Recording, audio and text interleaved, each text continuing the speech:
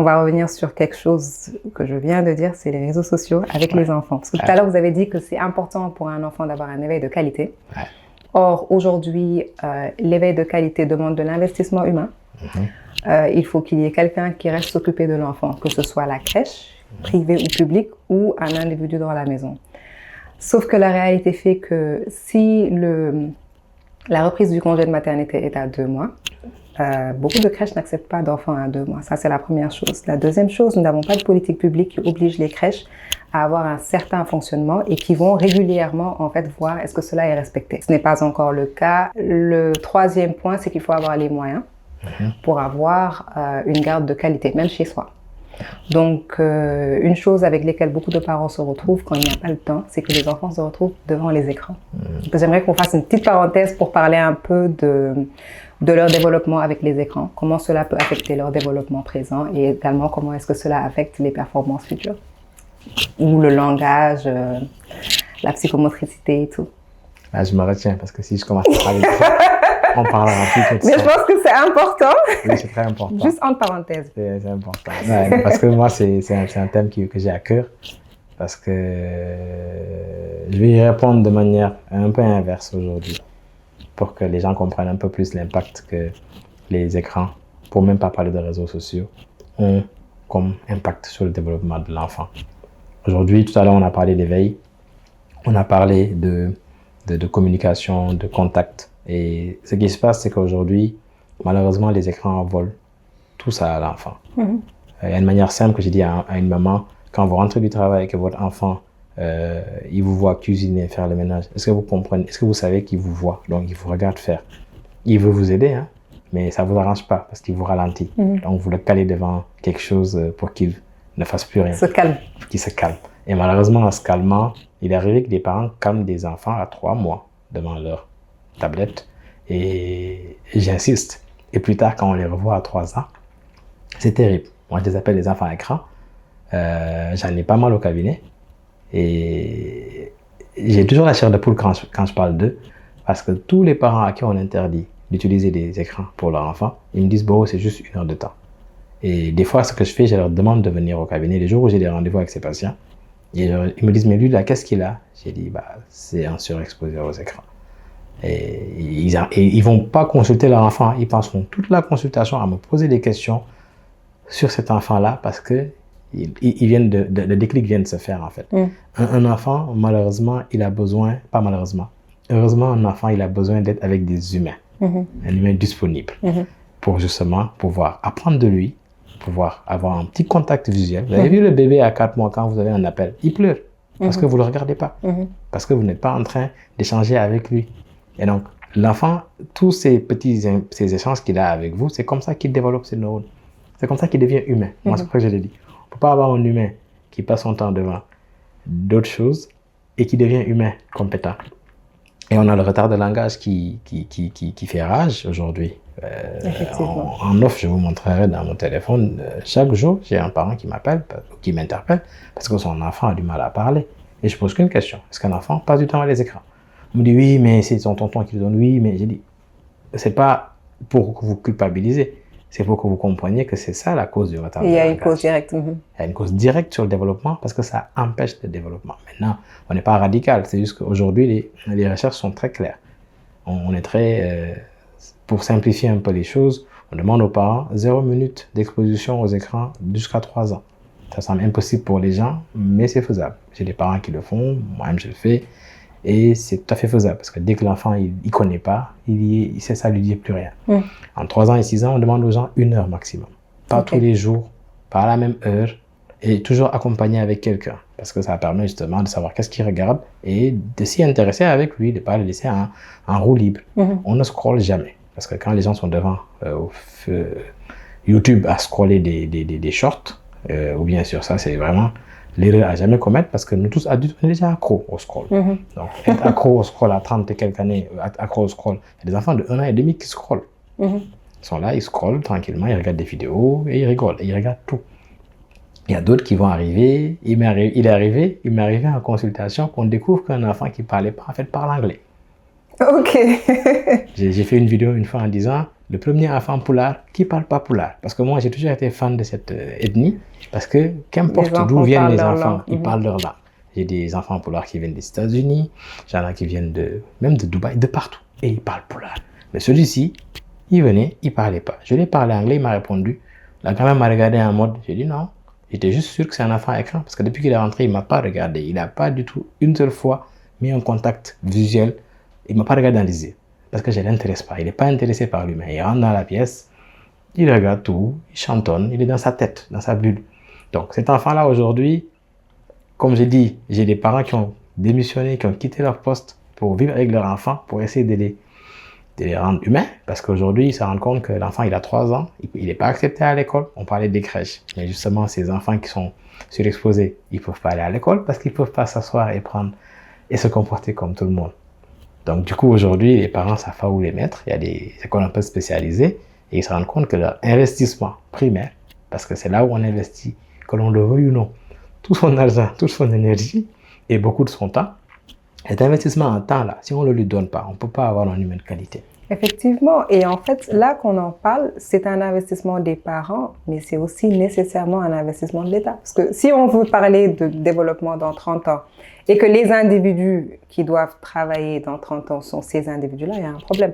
Donc, je pense qu'il y a la responsabilité des parents, mais il y a aussi l'accompagnement qui doit être fait dans les politiques publiques. Mais avant de venir sur ça, il y a une question que je voudrais poser. Donc, déjà, la première chose, c'est qu'il faut comprendre que les écrans sont pas bien, mais le moins pire, c'est la télé plutôt que le téléphone où on scrolle. C'est ce que j'ai compris.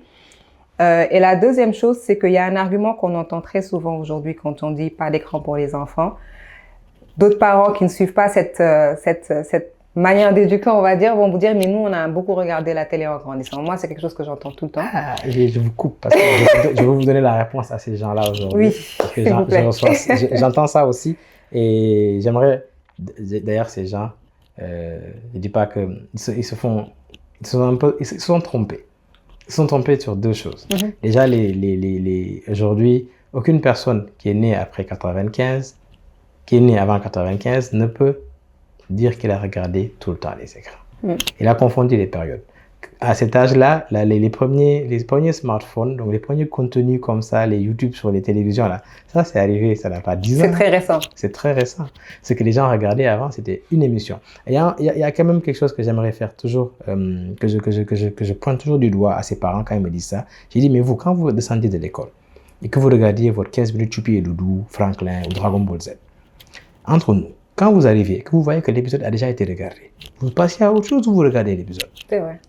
Si j'ai déjà regardé, je ne regarde pas. J'ai dit, regardez les enfants ce qu'ils regardent à la télé. Ils regardent le même épisode, exactement. Ils dansent dessus, ils chantent dessus.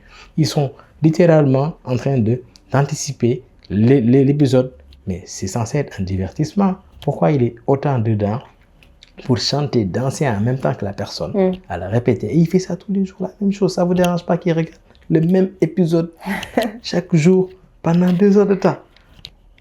C'est pas ça qu'on regardait. Moi, quand je regardais des mangas, que je passais une nuit pour regarder One Piece, mais j'ai regardé une continuité. Je ne regardais pas un épisode exactement. Et aujourd'hui, les enfants, c'est devenu des gros consommateurs. Il n'y a aucun parent qui peut dire qu'il regardait beaucoup les écrans. On n'avait pas la possibilité d'avoir Netflix, d'avoir IPTV, de regarder des choses à l'infini. Et le type de contenu n'est pas le même non plus. Le type de contenu n'est pas le même. Quand on regarde un Tom et Jerry de l'époque, qui tourne, qui roule, mais d'ailleurs, il ne parlait même pas, mais c'était assez marrant. Mais aujourd'hui, moi, je regarde quand je tombe sur des contenus, des fois dans des salons, je cache mon fils comme ça, pour pas qu'il regarde. Des fois, il voit le truc. Quand il me dit c'est quoi, j'ai envie de me... On ne sait pas vraiment quoi répondre. Je ne sais pas quoi lui répondre. C'est vrai. Je ne sais pas ce que c'est. C'est vrai. Et oui, on entend souvent ça et je pense que c'est important de dire qu'il ne s'agit pas des mêmes contenus. Du tout. On avait des contenus beaucoup plus lents. Et surtout, je ne pense pas qu'on ait été exposé à la télé à 3 mois à longueur de journée non plus. Donc, il faudrait aussi regarder ça en face. Et donc, comme je disais tout à l'heure, je pense que c'est des points à prendre en compte, aussi bien pour les parents que pour nos États, parce que l'éveil et le développement des enfants intéressent les deux. Je vais arriver à ma dernière question. Pour vous, aujourd'hui, en considérant les besoins des enfants, quelles sont les politiques publiques qui permettraient de mieux répondre à ces besoins? En d'autres termes, Alors, comment avoir un aménagement qui pourrait répondre mieux aux besoins des enfants? Est-ce qu'il faudrait un congé de maternité plus long? Est-ce qu'il faudrait réaménager le travail des mères? Comment est-ce que vous voyez les choses idéalement? alors moi, idéalement, comment je vois les choses, je trouve que les mères qui travaillent, par rapport au congé de maternité, j'ai mon point de vue. Dans la fois que j'ai souri, j'étais un peu surpris, j'avais mal compris au début, là j'ai un peu compris quand vous avez expliqué. Les congés de maternité ici sont très courts, mais par défaut, quand les gens reprennent, ils ont 1 heure d'allaitement. Et moi, je pense plutôt que, à défaut de juste les rallonger pour que les gens retournent dans une même dynamique de 8h, 18h et 2 heures d'embouteillage, pourquoi les mamans n'auraient pas juste moins d'heures de travail pendant une période de leur vie pour rentrer plus tôt, quitter plus tard et être plus avec leur enfant. Elles vont être moins stressées de ne pas dormir la nuit quand elles vont démarrer le travail à 9h30, 10h et ne pas y rester plus de 4 heures de temps. Au moins, elles peuvent se concentrer pour être productives. Effectivement. Et en dehors de ça, même quand les gens reprennent du travail, moi, quand j'ai des patients qui me disent c'est un petit mythe chez nous que l'enfant il fait ses dents. Aujourd'hui, les gens qui travaillent se cachent derrière l'enfant il fait ses dents. Quand on me dit l'enfant il faisait, je pensais qu'il faisait ses dents, j'ai dit mais vous savez à l'époque, les grand-mères qui disent ça, elles avaient leur bébé collé à elles. L'enfant avait du soutien. Il était collé aux parents 24 heures sur 24. Vous, votre bébé, vous avez quitté la maison depuis 6h30. Vous arrivez à 20h, on vous dit il fait ses dents. Vous dormez, vous vous réveillez, vous retournez au travail et vous me l'amenez 3 jours après super malade. Et vous me dites, vous pensez qu'il faisait ses dents. Non, c'est qu'on se cache derrière parce qu'aujourd'hui, les mamans n'ont pas le temps d'aller amener un enfant malade à l'hôpital. C'est vrai. Il faut qu'il soit assez malade, voire trop malade, pour qu'elles puissent faire fi de leurs obligations professionnelles pour aller amener l'enfant malade. Et ça, tous les pédiatres vous le diront, tous les services de nuit regorgent d'urgence parce que les gens, c'est la nuit qu'ils peuvent l'amener sans avoir à ne pas être au boulot. À quitter la journée de travail. Donc, avoir même une possibilité, je disais ça à une RH parce qu'elle n'arrivait pas à amener son enfant pour ses vaccins. On a fait, mais toi, tu es RH, tu ne peux pas négocier que les mamans aient une matinée dans le mois où elles arrivent en retard, comme si leur pneu était crevé. Parce que ça arrive, hein, le matin, les pneus crevent, ça arrive en retard. Effectivement. Pourquoi ne pas avoir une matinée, juste une petite matinée où ils viennent à 11h? Pour la santé de l'enfant, surtout, on n'est pas en train de dire pour se faire les ongles, c'est vraiment pour la santé des enfants. Voilà. C'est ça, en fait. Et c'est fou parce qu'elle n'arrive pas. À un moment, elle me disait, elle n'était pas maman quand on s'est connus, mais quand elle me dit, mais doc, c'est compliqué. J'ai dit, oui, je sais que c'est compliqué, mais il faut que justement vous aménagez des choses parce qu'aujourd'hui, les gens qui travaillent ont des prises en charge, mais elles ne viennent pas parce qu'ils n'ont pas le temps. Ceux qui sont chez eux n'ont pas de prise en charge, mais ils n'ont pas de sous. Donc, au final, les enfants, ils sont malheureux dans tous les sens. Et il faudrait prendre l'enfant au centre des décisions. Effectivement, effectivement. Donc, ce serait pour vous d'avoir des aménagements pour les mères, de réaménager le temps de travail. Oui, c'est de réaménager le temps de travail pour qu'elles puissent allaiter, qu'elles puissent ne pas stresser l'enfant pour les quitter trop tôt. Parce que quitter à 2 mois après avoir eu un bébé, c'est presque... C'est horrible. Je vais le dire en tant que mère, c'est juste horrible. C'est horrible. Et j'entends et je trouve ça très intéressant parce que ça vient en complément avec les autres propositions qu'on a eues. Donc, on a eu allonger le congé de maternité.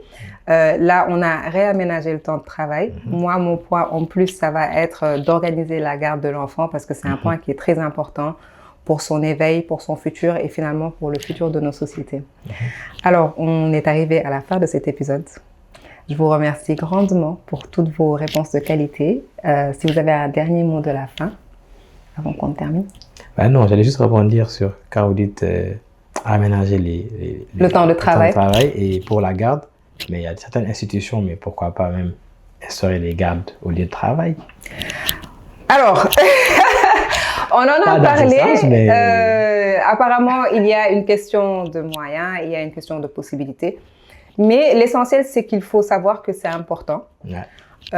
Et une fois qu'on sait que c'est important, que c'est un point qui est primordial pour l'éveil des enfants, je pense que ceux qui pensent à la performance des mères et au futur vont faire l'investissement. Et après, la différence se verra dans le long terme. Ouais. Dit comme ça, pourquoi pas. En tout cas, merci beaucoup pour cet épisode. Merci. Donc, on arrive à la fin de cet épisode qui est consacré à l'éveil des enfants. On a entendu beaucoup d'informations très importantes, notamment sur les besoins des enfants, sur la qualité de l'éveil qu'il faut qu'ils aient et également sur l'effet en fait de cette qualité sur le développement de l'enfant, mais également sur le développement de nos sociétés. Merci beaucoup d'avoir suivi cet épisode et je vous dis à bientôt pour un prochain épisode.